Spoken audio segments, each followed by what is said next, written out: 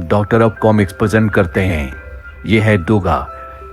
ये डोगा सीरीज की दूसरी वीडियो है। इससे पहले की एक और वीडियो है जिसका नाम था, जहां से पहली वीडियो खत्म होती है वैसे ये वीडियो स्टार्ट होती है। डोगा अदर चाचा के हाथ में घायल डोगा पड़ा हुआ है और अब अदर चाचा डोगा की पुरानी कहानी सुनाने जा रहे थे। डाकू अलकान सिंह फिरौती का भी काम करता था। अगर कोई फिरौती नहीं चुकाता था तो वो उसके बच्चे, बीबी, बंदा जो भी हो उसको मार देता था। तो जिसका अपहरण किया जाता था उसे जान से मारकर उसकी लाश उस लड़के के हाथ सड़क पर फेंकवा देता था। डाकू अलकान सिंह हमेशा उस बच्चे को कुत्ते के पिल्ले, हराम की औलाद, इस तरह के तरह के नाम दिया करते थे, जिस वजह से उस बच्चे के अंदर प्रतिशोध की ज्वाला भड़कती ही जा रही थी। वो लावा अपने अंदर दबाए हुआ था। ये लावा कब ज्वालामुखी बन के फूट जाए कह नहीं सकते थे। अब इस बच्चे की उम्र 15 साल की हो चुकी थी।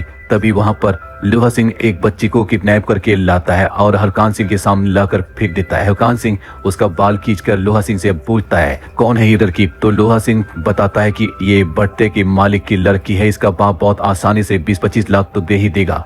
अलकान सिंह लोहा सिंह से फिरौती की चिट्ठी लिखने को भेजता है, पर लड़की का पिता फिरौती की रकम देने से मना कर देता है। उल्टा वो पुलिस में रिपोर्ट लिखा देता है, जिससे अलकान सिंह का गुस्सा भड़क जाता है और वो लड़की की कर एक और चिट्ठी भिजवा देता है। इसमें वो लिखता है कि लड़की का सर काट के जल्दी भेज देगा।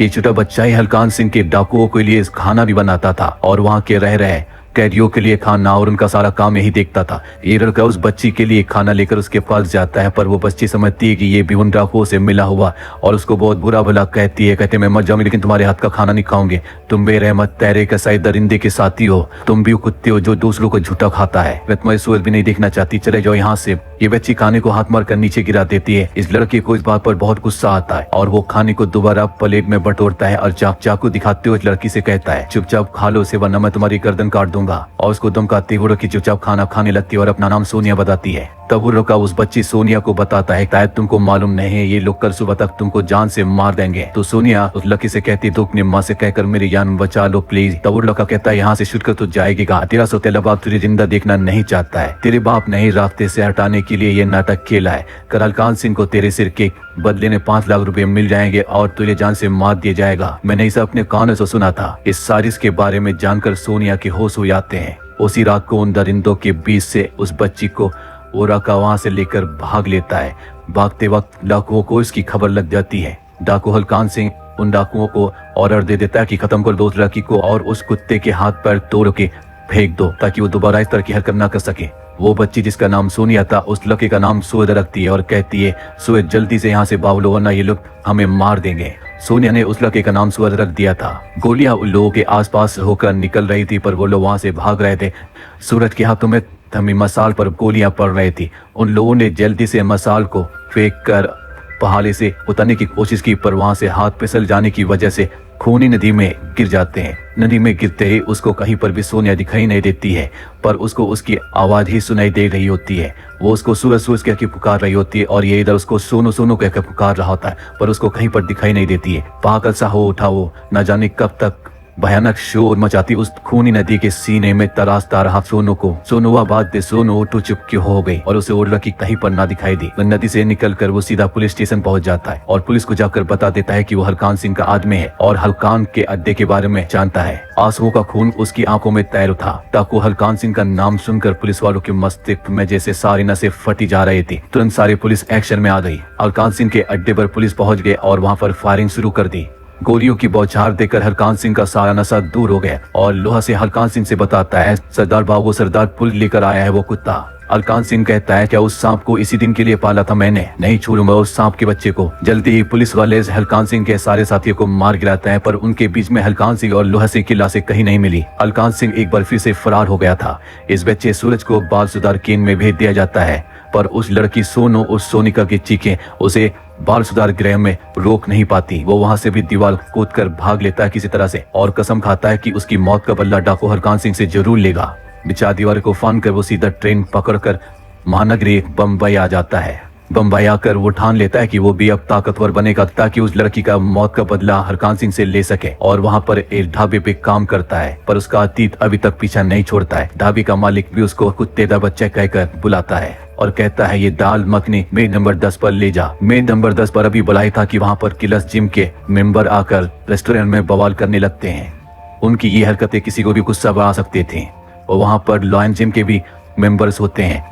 किलर जिम के मेंबर लॉयन जिम के लोगों का मजाक उड़ाते रहते हैं। मजाक भी ऐसा करते हैं कि कोई भी पलट कर जवाब दे दे, पर वो लोग बहुत सब्र किए चुपचाप बैठे रहते हैं। लॉयन जिम के मेंबर को उनकी ये हरकतें बर्दाश्त नहीं होती और जैसे ही उठता है तो लॉयन जिम का एक और दूसरा मेंबर अपने साथी को रोक लेता है और कहता है हम लोग गुंडों की तरह नहीं है। लॉयन जिम में गुंडों की तरह मारपीट करना मना है। लॉयन जिम में हमें गुंडागर्दी नहीं सिखाई जाती है।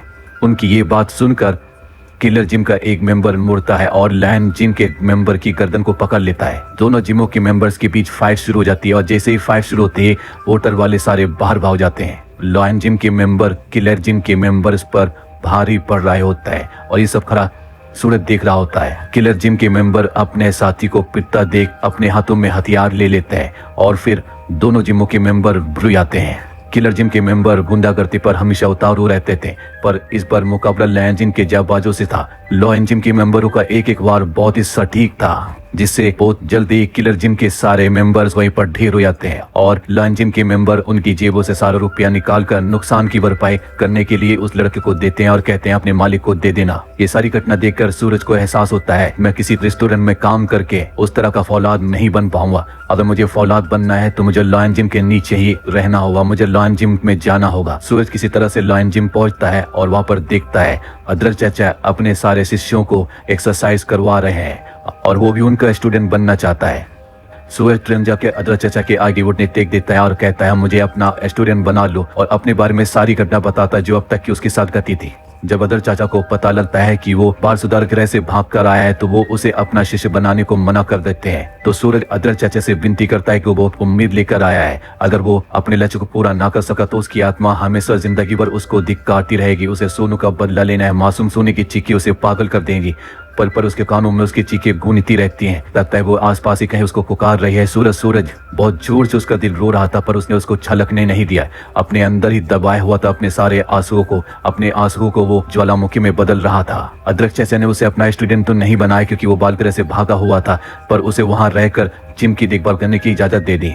जिम की शानदार मशीनों पर हाथ करते हुए उसके अंदर गूज़बम्प आ लाता था। वो हर वक्त अदरक चाचा को अपने शिष्यों को सिखाते हुए देखता रहता था और फिर छुपकर खुद भी एक्सरसाइज करना शुरू कर दिया। जैसे ही जिम के सारे मेंबर चले जाते वो भी वहां पर एक्सरसाइज करना शुरू कर देता। एक्सरसाइज करते करते वो बड़ा हो रहा था और आखिरकार एक दिन अदरक चाचा को उसके ऊपर रहम आ ही गया। तब तक सूरज काफी बलवान हो चुका था। उसी शाम लॉयन जिम में किलर जिम के गुंडों का लीडर बोटी सीधे अदर चाचा को धमकी देता है। किलर्स जिम के गुरु किलौटा का संदेश मैं तुझे देने आया हूँ बुड्ढे। बोटी की इस हरकत से बाकी स्टूडेंट्स का खून खौल उठता है, पर किसी तरह से अदर चाचा उनको समझा बुझाकर रोक लेते हैं। बोटी अदर चाचा को धमकी देता है कि अगले संडे को होने वाले कंपटीशन में तुम्हारे जिम के मेंबरों को भाग नहीं लेना है और जीतने की कोशिश करते हैं तो उनके लिए ठीक नहीं होगा। बॉडी धौस जमाने की कोशिश करता है, पर अदरक चाचा की एक किक से वो कई फुट ऊंचे उछल कर नीचे गिरता है और अदरक चाचा कहते हैं अगर अपनी खैर चाहते तो अपने साथी के साथ यहाँ से निकल जाओ। और किलर जिम का ये लीडर बोटी बहुत ही खतरनाक, उसने तुरंत डंबल उठाकर अदरक चाचा की तरफ फेंका, पर अदरक चाचा ने उसे अपने पैरों से रोक लिया। इसके बाद बोटी बहुत सारे प्लेटें अदरक चाचा की तरफ उछाल देता है, पर बीच में सूरज आकर सारे प्लेटों को अपने बॉडी पर ले लेता है। अदरक चाचा तुरंत कहते हैं पकड़ लो इन लोगों को, और फिर लॉयन जिम वहां पर अखाड़ा बन जाता है। सारे किलर जिम के मेंबरों को लॉयन जिम के मेंबर वहीं पर धो देते हैं, जिसमें इस बार सूरज भी था। सूरज भी बहुत कायदे से जबरे में उतर पड़ता है और बोटी भी कम नहीं था। उसने सूरज को एक लात मारी और उसको जैसी नीचे गिरा उसके ऊपर चढ़कर बैठ गया। उसका गला घोटने लगा। सूरज को तुरंत ही एहसास हो जाता है कि उसने बॉडी तो बना ली, पर अभी लड़ने में वो अनारी है। उसे लगता है वो बच नहीं पाएगा। उसका दम घुटने लगता है कि तभी अदर चाचा वहां आकर बोटी पर वार कर तेजी से बोटी गिरता है और उठकर वहां से भाग लेता है। उसके साथी गुंडे भी वहां से भाग जाते हैं। उन गुंडों के जाने के बाद सूरज अदर चाचा से माफी मांगता है कि मुझे माफ करिए, मैं बिना पूछे इस जंग में कूद पड़ा था। फिर अदर चाचा कहते हैं जानते हो मैंने तुम्हें अपना शरीक क्यों नहीं बनाया था, रोज की वजह बताते मैं तुम्हें अपना शिशु बना लेता। तुम्हारे अंदर की भड़कती ज्वाला अब तक ठंडी पड़ जाती, तुम भूल जाते कि तुम्हें किसी का बदला भी लेना है। मैं चाहता था कि वो फौलाद वो आग तब तक भड़कती रहे जब तक तुम कुछ बन न जाओ, और आज तुमने साबित कर दिया कि तुम इस लायक हो चुके हो। तुम्हें जिम में प्रैक्टिस करते हुए मैं छिप छिप कर देखता था। आज मैं सफल रहा। मेरे शिष्य ना होते हुए भी तुमने जिस लगन से वह मोह और मेहनत के साथ सभी परेशानियों का सामना किया है, ये काबिले तारीफ है। आज तुम वो बन गए हो जैसा तुम बनने आए थे। फिर अदर चाचा सूरज को अपना शिष्य घोषित कर देते हैं। फिर अगले दिन अदर चाचा सूरज को अपने भाई हल्दी के लॉयन ऑकॉर्ड क्लब में ले जाते हैं, जहाँ पर जापान व चीन की मार्शल आर्ट को सिखाया जाता है। यहाँ सूरज कराटे की शिक्षा शुरू कर देता है। फिर उसी दिन अदर चाचा अपने दूसरे भाई धनिया से मिलवाते हैं जो कि बॉक्सिंग में माहिर है और वहाँ बॉक्सिंग सिखाता है। लॉयन दिन के कोच धनिया चाचा सूरज को बॉक्सिंग की प्रैक्टिस शुरू करा देते हैं। उसी रात सूरज को लॉयन एम क्लब लेकर जाते हैं जो कि अदरक चाचा के भाई काली मिर्च का है। अपने भाई काली मिर्च से अदरक चाचा कह देते हैं कि तुम्हें सूरज को फायर आर्म्स की दुनिया का बादशाह बनाना है और उसे हर तरह की बंदूक का प्रशिक्षण देना है। इस पर काली मिर्च से राजी हो जाता है और फिर सूरज लॉयन एम क्लब की शूटिंग गैलरी में प्रैक्टिस शुरू कर देता है। सूरज की सुबह होती है लॉयन जिम में दोपहर लॉयन अकॉर्ड में, शाम लॉयन दिन में, तो रात होती है लॉयन एम क्लब में। इस तरह से सूरज अपना प्रशिक्षण बहुत ही मेहनत के साथ चालू कर देता है। अपने आप को एक कुशल योद्धा बनाने में लगा हुआ था। दिन रात शरीर बनाने के लगे रहने के अलावा एक शौक और था, कुत्तों से दोस्ती करना। उसका कुत्तों से तो नाता बचपन से ही था क्योंकि उसके माँ बाप ने उसे पहले ही कूड़े की ढेर पे ब्रेक दिया था जहाँ पर उसको कुत्तों ने घेर रखा था। वो अपना खाली समय उन्हीं कुत्तों के साथ बिताता था। अदरक चाचा बताते हैं कि वो उन्हें कुत्तों से बात करता हुआ महसूस करता था और कुत्ते उससे बात किया करते थे। फिर एक दिन अदरक चाचा ने सूरज को बहुत ही इंपॉर्टेंट काम सौंपा। अदरक चाचा उसको एक लिफाफा देते हैं, कहता है जो बॉडी बिल्डिंग का कंपटीशन होने वाला है उसकी ये लिस्ट है, इसको जाकर जमा करा दो और सावधान रहना कोई किलर जिम का मेंबर तुम्हारे पीछे न पड़ जाए। इस लिस्ट की वजह से तुम्हारी जान भी जा सकती है, तो होशियार रहना। सूरज पूरी तरह से सावधान होकर उस लिस्ट को लेकर वहाँ से निकल जाता है। सूरज के जाने के बाद किलर जिम के गुंडे बोटी के साथ हथियार लेकर वहां पर आ जाता है। बोटी बोलता है करवी अदरक आप किलर जिम से उलझने का रिजल्ट भोगने के लिए तैयार हो जा, और वो लोग गन निकाल कर फायर करना शुरू कर देता है। किलर जिम के मेंबर किसी को एक भी मौका न देते हुए तुरंत फायर करते हैं और लॉयन जिम के सारे स्टूडेंट घायल होकर वहीं पर गिरने लगते हैं। गन्स के आगे किसी की बॉडी काम ना आई।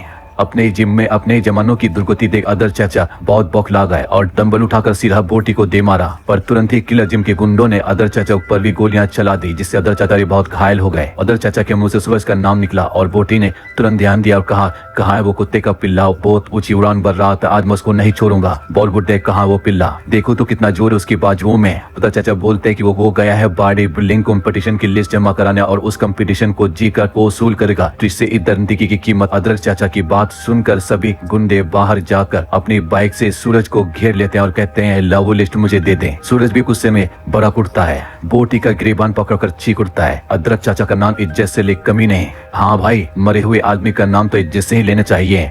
ये सुनकर सूरज का गुस्सा साथ में आसमान पर पहुंच जाता है। हवा में उछाल फेंकता उस बोटी को और कहता बोटी में तेरी बोटी बोटी कर डालूंगा। बोटी को फेंकते ही उसके सारे गुंडे सूरज के ऊपर गोलियां चलाना शुरू कर देते, पर सूरज भी सारी गोलियों को अपने मोटरसाइकिल से उठाकर रोक लेता है और फिर उसी मोटरसाइकिल को उन गुंडों की तरफ उछाल देता है जिससे वो गुंडे मोटरसाइकिल नीचे दब जाते हैं। फिर एक एक करके सारे गुंडों को पीटता है और फिर उनकी गन उठाकर उनके घुटनों पर गोली मार देता है। सारे गुंडे वहीं पर घायल हो जाते हैं। सूरज का निशाना बहुत सटीक था। फिर मोटरसाइकिल पर सवार होकर लॉयन जिम की तरफ भागता है। वहां पहुंचकर देखता है कि अदरक चाचा बहुत ज्यादा घायल हो चुके हैं। सूरज देखता है जिम के सारे मेंबर मरे पड़े हुए की और अदरक चाचा की साथ चल रही और उनको अपने कंधे पर लाद कर हॉस्पिटल की तरफ चल पड़ता है। सूरज बिल्कुल गुस्से से पगला चुका था और अदरक चाचा को हॉस्पिटल में भर्ती कर वापस जिम पहुंचा। जिम में मौजूद सोफे का कवर फाड़ लेता है और कुछ कपड़े भी लेता है। फिर उनसे सिलाई मशीन पर बैठकर एक तरह की ड्रेस बनाने बैठ जाता है। एक अजीब तरह की ड्रेस और मास्क साथ में बनाता है और किलर जिम के कोच किलोट को मारने की ठान लेता है और साथ ही बोलता है ये शकल अब कानून की निगाह में करेगी गैर कानूनी काम।